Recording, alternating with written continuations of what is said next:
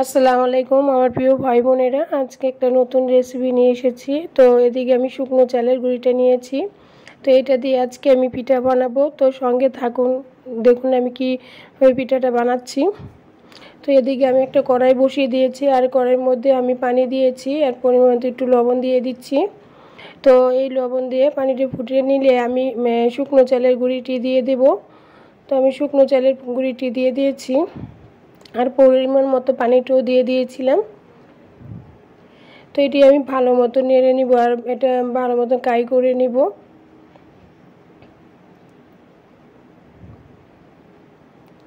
তো আমি ভালো মতন কাই করে নিয়ে ভালো মতো নেড়ে চেড়ে ভালো মতন সিদ্ধ করে নিব আমি।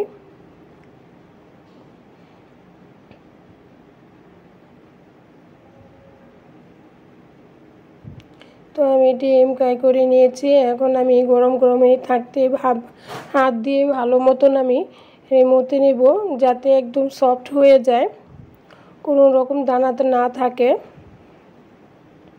তো আমি ভালো মতন গরম থাকতে এটা ভালো মতন মতে নিতে হবে, নালে না মেখে নিলে এটা এগুলো নরম হবে না, আর একদিন দানা দানা থেকে যাবে। এর জন্য গরম থাকতে থাকতে এটা ভালো মতন আমি মেখে নিচ্ছি।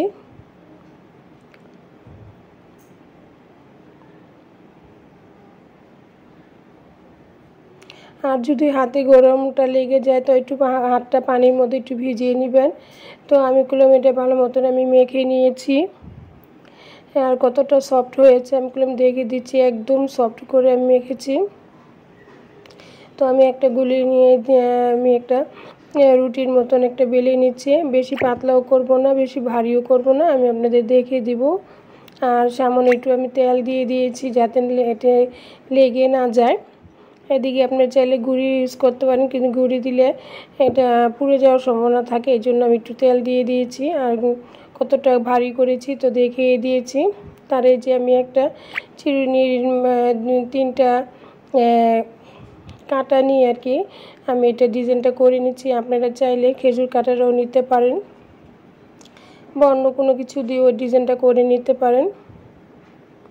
তো আমি একটা ডিজাইন করে নিচ্ছি, যদি ভালো লাগে তো এই ডিজাইনটা করে নিতে পারেন, আর না হলে আপনাদের মন মতো ডিজাইন করে নেবেন। তো আর আমি একটা সোন দিয়ে আমি একটা ডিজাইনটা করে নিচ্ছি।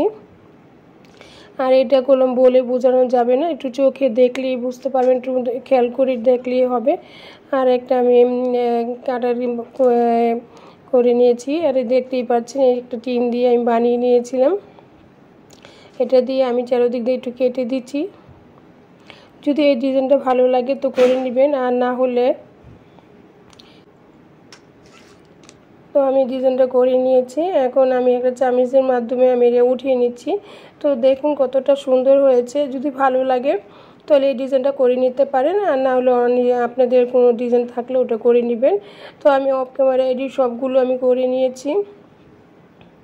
তো এটি এখন আমি তেলে ভেজে নিব। তো তেলে ভেজে আমি পিঠাগুলো আর এটি শিরার মধ্যে তেলে ভেজে শিরাতেও খাওয়া যায়। তো আমি এদিকে তেল বসিয়ে দিয়েছি, আমি এই যে অল্প তাপে আমি এটি ভেজে নেব। আর বেশি তাপে দিলে কোনো মচমচে হবে না, কারণ এটা যেহেতু একটু ভারী, তাহলে এই জন্য একটু তেলে ভাজার সময় একটু অল্প তাপে এটা ভেজে নিতে হবে।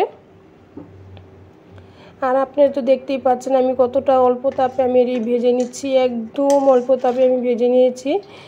আর অল্প তাপে ভাজাগুলো মচমচে হবে, এই মতো আমি একটা ভেজে নিয়েছি।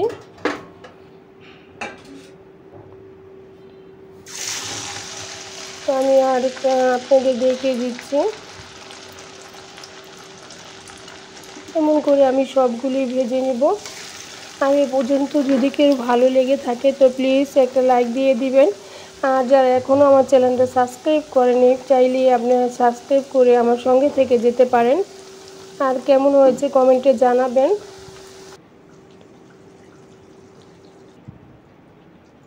তো আমি দুটো দিয়ে একসাথে দিয়ে দিয়েছি, আর দুটো দিয়ে আমি একসাথে ভেজে নিচ্ছি। আর আপনারা তো বুঝতেই পারছেন আমি কতটা তাপটা দিয়েছি, দেখুন একদম অল্প তাপে আমি এটি ভেজে নিচ্ছি।